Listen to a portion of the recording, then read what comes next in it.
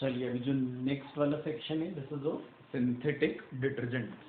ठीक है, तो डिटर्जेंट्स अपन देख ही रहे हैं कौन सी वाली चीज़ होती है। डिटर्जेंट्स क्या होते हैं यार? क्लिनजिंग एजेंट्स है ना, सफाई करने वाले एजेंट्स होते हैं ना, क्लिनजिंग एजेंट्स। ठीक है, तो डिटर्जेंट्स भी क्या होते हैं? क्लिनजिंग एजेंट्स होते हैं। इनमें कौन सी चीज़ होती है? तो हम बोलेंगे इनमें सोप वाली सारी प्रॉपर्टीज होती हैं, है ना। सोप का काम भी क्या? इट इज क्लीन करना। तो इनमें भी सोप वाली सारी प्रॉपर्टीज होती हैं, बट इनमें है ना सोप होता नहीं है। ठीक है, तो डिटर्जेंट्स क्या रहेंगे? तो हम बोलेंगे क्लिनजिंग एजेंट्स होते हैं। इनमें सोप जैसी सारी प्रॉपर्टीज होती हैं, लेकिन इनमें सोप होता नहीं है। ठीक है, फिर अपन कौन सी चीज बोलते हैं कि इनमें एक और जो स्पेशलिटी होती है, जैसे सोप जो होता है वो अपन ने क्या देखा था पिछले लेक्चर में कि सोप जो होता है इसको अपन किसमें? सॉफ्ट वाटर में तो यूज कर सकते हैं, लेकिन हार्ड वाटर में यूज नहीं कर सकते हैं। ठीक है, लेकिन डिटर्जेंट्स जो होते हैं इनको सॉफ्ट वाटर और हार्ड वाटर दोनों में यूज किया जा सकता है, क्योंकि ये हार्ड वाटर में भी फोम बना पाते हैं। आए बेटा समझ में, है ना। क्या बोले हमने? डिटर्जेंट्स ऐसे वाले क्लिनजिंग एजेंट्स होंगे, है ना, जिनमें क्या होता है? हम बोलेंगे कोई सोप नहीं होता, फिर भी सोप जैसे सारी प्रॉपर्टीज होती हैं। ठीक है, फिर इनको सॉफ्ट वाटर और हार्ड वाटर दोनों में यूज किया जा सकता है, क्योंकि ये इवन हार्ड वाटर में भी फोम बना लेते हैं। ठीक है, इवन कुछ डिटर्जेंट्स जो होते हैं वो तो आइस कूल्ड वाटर में भी क्या कर लेंगे? फोम बना पाएंगे। आ रहा है बेटा समझ में, है ना। क्या बोला हमने? कुछ डिटर्जेंट्स जो होते हैं ना वो तो इवन आइस कूल्ड वाटर इसमें भी फोम बना लेते हैं। ठीक है, तो डिटर्जेंट्स की क्या खासियत देखी हमने? तो हमने देखा कि डिटर्जेंट्स जो होते हैं ये इवन हार्ड वाटर में भी फोम बना पाते हैं। इस वजह से इनको क्या हो जाएगा? अनलाइक सोप हार्ड वाटर में भी यूज किया जा सकेगा। क्लियर बेटा अच्छे से यहाँ तक का, है ना। अब इसके बाद फिर क्या है इनका? क्लासिफिकेशन। ठीक है, तो इनकी 3 क्लासेस हैं। अभी इस वाले सेक्शन में अपन 2 क्लासेस ही देखेंगे, है ना। क्या होते हैं? डिटर्जेंट्स जो होते हैं एनाइनिक डिटर्जेंट्स होते हैं, देन कैटाइनिक डिटर्जेंट्स होते हैं, और एक क्या रहेंगे? They are neutral detergents. ठीक है, तो अभी अपन कौन सी चीज देखेंगे? That is anionic and cationic. ठीक है, इनमें जैसे बेटा नाम से समझ में आ रहा है ना, एनाइनिक डिटर्जेंट्स में क्या होगा? तो हम बोलेंगे कि जैसे ये भी सॉल्ट्स होते हैं और ये भी सॉल्ट्स होते हैं, बट कौन सी चीज होती है? एनाइनिक डिटर्जेंट्स में हम बोलते हैं कि सॉल्ट का जो एनाइनिक पार्ट होता है ना वो क्या करेगा? क्लिनजिंग एक्शन के लिए रिस्पॉन्सिबल होता है ना। ऐसे वाले डिटर्जेंट्स जिनमें कौन सी वाली चीज होगी? तो हम बोलेंगे इट इज सॉल्ट का, है ना, क्या रहेगा? डिटर्जेंट्स जो होते हैं वो सॉल्ट्स हैं, है ना। एनाइनिक और कैटाइनिक डिटर्जेंट्स जो रहेंगे सॉल्ट्स होते हैं, और कौन सी चीज हमने बोली? तो हम बोलेंगे सॉल्ट का एनाइनिक पार्ट ए बी क्या रहेगा? That is responsible for cleansing action of detergent. तो ऐसे वाले जो डिटर्जेंट्स होते हैं वो क्या कहलाएंगे? They are called anionic detergents. आया बेटा समझ में? ठीक है, वहीं यदि कौन सी वाली चीज होगी? तो हम बोलेंगे तो सॉल्ट का यदि कैटाइनिक पार्ट जो होता है, ठीक है, if it is responsible for what? That cleansing action. ठीक है, यदि सॉल्ट का कैटाइनिक पार्ट जो होता है वो क्लिनजिंग एक्शन के लिए रिस्पॉन्सिबल हो, ठीक है, तो फिर हम कौन सी चीज बोलेंगे? तो हम बोलेंगे तो क्या होता है? तो हम बोलेंगे तब जो डिटर्जेंट होता है वो क्या कहलाएगा? दैट इज कैटाइनिक डिटर्जेंट कहलाता है। आया क्या बेटा समझ में? ठीक है, तो हमने क्या बोला? इट इज जो कैटाइनिक एंड एनाइनिक डिटर्जेंट्स होते हैं ये क्या रहेंगे? These are salts. तो इस सॉल्ट का anionic part is responsible for cleansing action, then detergent is what? That anionic detergent. ठीक है, और यदि सॉल्ट का कैटाइनिक पार्ट जो होता है if it is responsible for what? That cleansing action, तब क्या बोलेंगे हम? जो डिटर्जेंट होगा वो कैटाइनिक डिटर्जेंट होता है। ठीक है, अब कौन सी चीज बेटा? एनाइनिक डिटर्जेंट्स में, है ना, क्या बोलेंगे हम? कि एनाइनिक डिटर्जेंट्स जो होते हैं ना इनमें कौन से सॉल्ट्स होते हैं? तो हम बोलेंगे दीज आर सोडियम सॉल्ट्स और सल्फोनेटेड लॉन्ग चेन अल्कोहल। ठीक है ना, लॉन्ग कार्बन चेन वाले अल्कोहल्स जो होते हैं, ठीक है, उनके सल्फोनेशन से हमको जो एसिड मिलता है उसके सोडियम सॉल्टेड होते हैं। अभी रिएक्शन में समझाता हूँ ना, अपनी पढ़ी हुई रिएक्शन है, काफी आसानी से आपको आ जाएगी, है ना। क्या बोले हमने? एनाइनिक डिटर्जेंट्स जो होते हैं क्या रहेंगे? These are sodium salts of sulphonated long chain alcohol और हाइड्रोकार्बन। ठीक है ना। अभी 2 देखते हैं अपन ना, जैसे एग्जांपल है ये क्या है यहाँ पे? This is what? That lauryl alcohol, it contains what? 12 carbons in it, है ना। लॉराइल अल्कोहल जो होता है इसमें क्या है? 12 कार्बन्स होते हैं। ठीक है, कॉन्सेंट्रेटेड H2SO4 से, है ना, इसकी रिएक्शन पड़ी हुई अपनी, है ना, अल्कोहल वाले सेक्शन में हमने देखा था कि अल्कोहल के ऊपर कॉन्सेंट्रेटेड H2SO4 यदि हम डालें और हीटिंग ना करें तो कौन सी चीज होती है, तो हम बोलेंगे जो OH होगा यहाँ का H और यहाँ का OH, H2 निकल जाता है, क्या बन जाता है, it is alkyl hydrogen sulphate बन जाता है।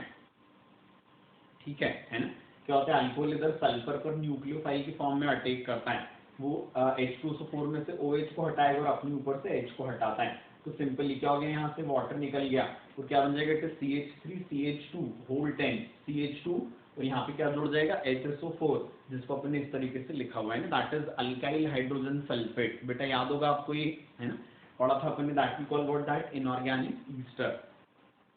ठीक है, तो हम कौन सी चीज बोलते हैं, लॉराइल अल्कोहल की हमने रिएक्शन कॉन्सेंट्रेटेड H2SO4 से करवाई तो क्या बन जाएगा, इट इज लॉराइल हाइड्रोजन सल्फेट बन जाता है ना, यहाँ फॉर्मेशन हो जाएगा किसका, तो हम बोलेंगे इट इज लॉराइल हाइड्रोजन सल्फेट का फॉर्मेशन हो जाता है। ठीक है, इसमें अभी भी क्या है, एक OH बचा हुआ है, मतलब क्या है, this is still acidic in nature, है ना। अभी जो लॉराइल हाइड्रोजन सल्फेट है इसका हम क्या करवा लेंगे, इट इज एक्वस NaOH से न्यूट्रलाइजेशन करवा लेते हैं, तो ये वाला जो H है ये हटकर क्या लग जाएगा, इट इज सोडियम लग जाता है ना, कंपाउंड को हम क्या बोलेंगे, it is sodium lauryl sulphate बोलते हैं। ठीक है, और ये जो होता है इसमें ये जो एनायनिक पार्ट है इसका, ठीक है, this will be functioning as detergent, इसलिए इसको अपन क्या बोलेंगे, that is sodium lauryl sulphate जो होता है, this is what an example of anionic detergent. आए बेटा समझ में, है ना, तो क्या बोला था हमने, एनायनिक डिटर्जेंट क्या होते हैं, sodium salts of sulphonated long chain alcohols और हाइड्रोकार्बन, समझ में आ गया, अल्कोहल वाला एग्जांपल ये हो गया, अब हाइड्रोकार्बन वाला हम देखेंगे, है ना, क्या क्या था हमने, लॉराइल अल्कोहल के रिएक्शन विद कॉन्सेंट्रेटेड H2SO4, तो क्या बन गया यहाँ पे इनऑर्गेनिक ईस्टर लॉराइल हाइड्रोजन सल्फेट। ठीक है, इसमें अभी भी एक एसिडिक हाइड्रोजन था, इसका एक्वस NaOH अल्कली से हमने न्यूट्रलाइजेशन करवा लिया, तो क्या बन गया, तो सोडियम लॉराइल सल्फेट बन गया, है ना, एक्वस अल्कली से इसका न्यूट्रलाइजेशन करवाने पर क्या हुआ, हमने बोला इट सोडियम लॉराइल सल्फेट बन गया। ठीक है, दिस इज व्हाट, हमने बोला ये एक एनायनिक डिटर्जेंट होता है, क्योंकि इसका एनाइन जो होता है वो क्या रहेगा, दैट इज रिस्पॉन्सिबल फॉर, इसका एनाइन जो होता है it is responsible for what, तो हम बोलेंगे इट इज क्लींजिंग एक्शन।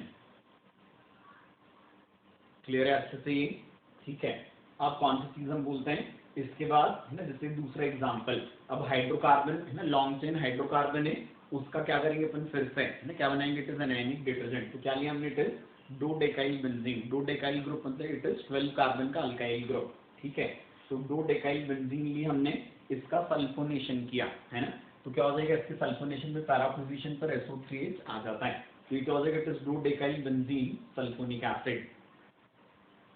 ठीक है, ये क्या बन गया, तो हमने it is dodecyl benzene sulphonic acid बन गया।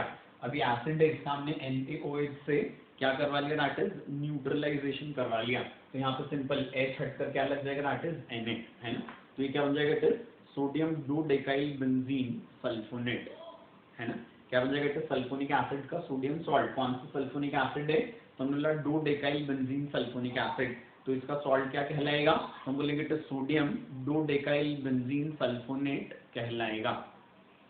आए बेटा समझ में, दिस ऑल्सो इज व्हाट, तो हम बोलेंगे ये भी एनायनिक डिटर्जेंट होता है ना।